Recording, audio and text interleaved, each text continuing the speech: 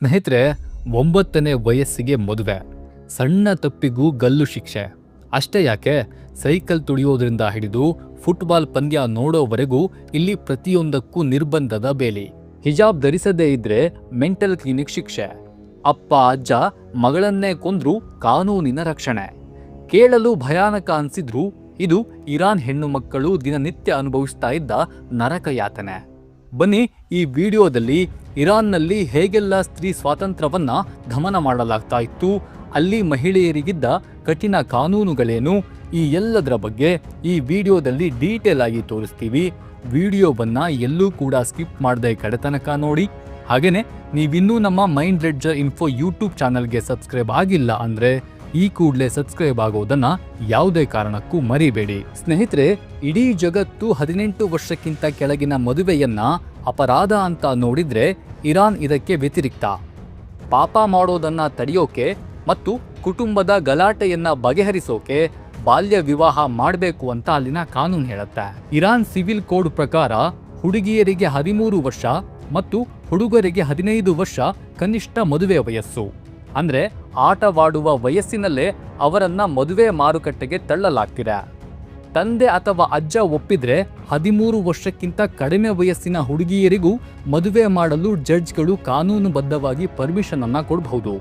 ಪ್ರತಿ ವರ್ಷ ಇರಾನ್ನಲ್ಲಿ 15 ವರ್ಷಕ್ಕಿಂತ ಕಡಿಮೆ ವಯಸ್ಸಿನ ಸಾವಿರಾರು ಹುಡುಗಿಯರ ಮದುವೆ ರಿಜಿಸ್ಟರ್ ಆಗ್ತಾ ಇದೆ. ಇನ್ನು ಹಳ್ಳಿಗಳಲ್ಲಿ ರಿಜಿಸ್ಟರ್ ಆಗದ ಕೇಸ್ಗಳನ್ನ ಲೆಕ್ಕ ಹಾಕಿದ್ರೆ ಈ ಸಂಖ್ಯೆ ಊಹೆಗೂ ನಿಲ್ಕದ್ದು. ಇದರಿಂದಾಗಿ ಚಿಕ್ಕ ವಯಸ್ಸಿನಲ್ಲೇ ಹೆಣ್ಣು ಮಕ್ಕಳು ಓದು ನಿಂತು ಮನೆಯೊಳಗೆ ದೌರ್ಜನ್ಯಕ್ಕೆ ಒಳಗಾಗುವ ಅಪಾಯ ಹೆಚ್ಚಾಗಿದೆ. ಇರಾನ್ ಕಾನೂನಿನ ಪ್ರಕಾರ ಹುಡುಗಿಯರಿಗೆ ಕೇವಲ 9 ವರ್ಷ ತುಂಬಿದ್ರೆ ಸಾಕು, ಅವರನ್ನ ದೊಡ್ಡವರಂತೆ ಪರಿಗಣಿಸಲಾಗತ್ತೆ. ಹುಡುಗರಿಗೆ ಈ ವಯಸ್ಸು 15 ವರ್ಷ. ಈ ಕಾನೂನಿನ ಅನ್ವಯ 9 ವರ್ಷದ ಪುಟ್ಟ ಮಗು ಏನಾದ್ರೂ ತಪ್ಪು ಮಾಡಿದ್ರೆ ಅದಕ್ಕೆ ದೊಡ್ಡವರಿಗೆ ಕೊಡುವಷ್ಟೇ ಕಠಿಣ ಶಿಕ್ಷೆಯನ್ನ ಕೊಡಬಹುದು. ಅಷ್ಟೇ ಯಾಕೆ, ಗಂಭೀರ ಅಪರಾಧಗಳ ಕೇಸ್ನಲ್ಲಿ ಈ ಮಕ್ಕಳಿಗೆ ಮರಣದಂಡನೆಯನ್ನ ವಿಧಿಸೋಕು ಅಲ್ಲಿ ಅವಕಾಶವಿದೆ. ಹ್ಯೂಮನ್ ರೈಟ್ಸ್ ಪ್ರಕಾರ 18 ವರ್ಷ ತುಂಬುವ ಮೊದಲೇ ಇರಾನ್ನಲ್ಲಿ ಎಷ್ಟೋ ಜನ ಹೆಣ್ಣು ಮಕ್ಕಳನ್ನ ಗಲ್ಲಿಗೇರಿಸಲಾಗಿದೆ. ಅಂದ್ರೆ ಅವರು ಮಾಡಿದ ತಪ್ಪಿಗೆ ಶಿಕ್ಷೆ ಅನುಭವಿಸುವಾಗ ಅವರಿಗೆ ಲೈಫ್ ಅಂದ್ರೆ ಏನು ಅಂತಾನೆ ಗೊತ್ತಿರೋದಿಲ್ಲ. ಪಬ್ಲಿಕ್ ಜಾಗದಲ್ಲಿ ಮಹಿಳೆಯರು ಸೈಕಲ್ ಓಡಿಸಬಾರದು ಅಂತ ಖಮೇನಿ ಹೆಸರಲ್ಲೇ ಒಂದು ಫತ್ವಾ ಇತ್ತು. ಫುಟ್ಬಾಲ್ ಮ್ಯಾಚ್ ನೋಡೋಕೆ ಸ್ಟೇಡಿಯಂಗೆ ಹೋಗೋಕು ಪರ್ಮಿಷನ್ ಇರಲಿಲ್ಲ.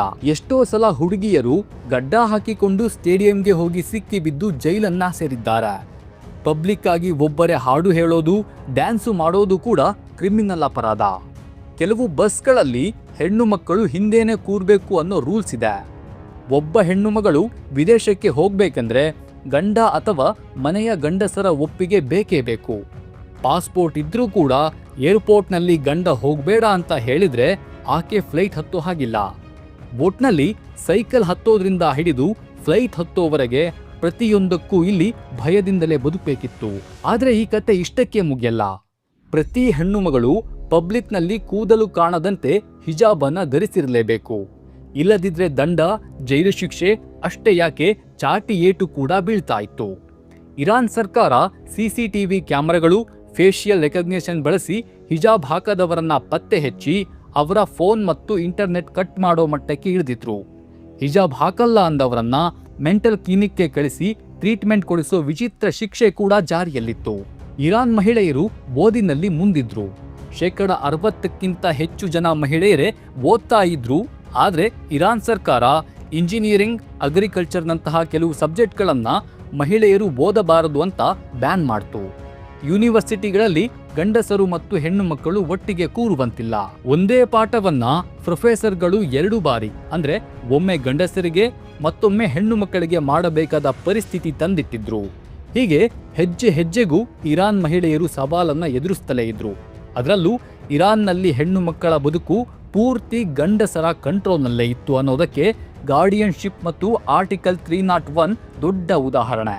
ಮದುವೆಯಾಗೋಕೆ ಅಪ್ಪನ ಪರ್ಮಿಷನ್ ಬೇಕು, ಡಿವೋರ್ಸ್ ಕೊಡೋ ಪವರ್ ಬರೀ ಗಂಡನಿಗೆ ಮಾತ್ರ.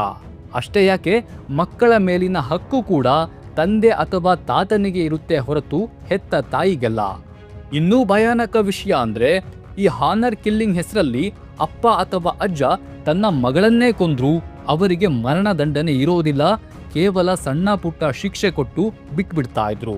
ಅಂದ್ರೆ ಒಂದು ಹೆಣ್ಣಿನ ಜೀವಕ್ಕಿಂತ ಆ ಮನೆಯ ಗಂಡಸರ ಗೌರವ ಮುಖ್ಯ ಅನ್ನೋದು ಇರಾನ್ ಕಾನೂನಿನ ಕ್ರೂರ ಮುಖ.